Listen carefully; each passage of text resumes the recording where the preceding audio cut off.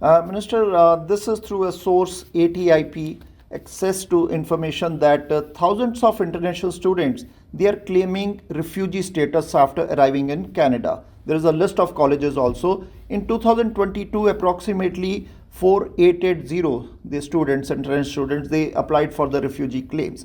They are here to study, not to apply for the refugee claim. So what you will say on that, Minister?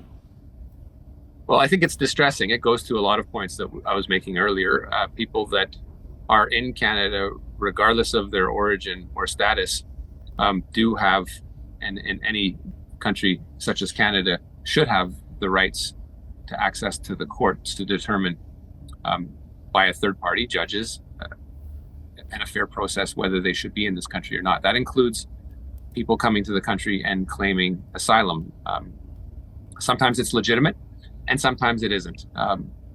The fact that this is a process that is associated with international students shows to me that there are challenges with the actual system itself in what the point of these international students, what the point is for these international students to be here in the first place.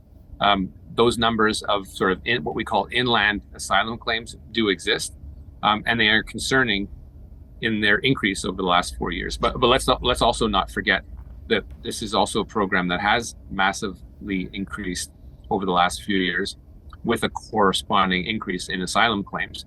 But yes, if you were to do a triage of the universities and institutions that have the most asylum claims associated to them, I think that is time to pause and say to yourselves, are those institutions ones that are complicit or have some responsibility in making sure that those students are actually studying and aren't in a situation where they decide to deposit an asylum claim? So you do have a concern on this, that why the students are applying for refugee status, because they are here to study, get a work permit, get their PR. Why with that route?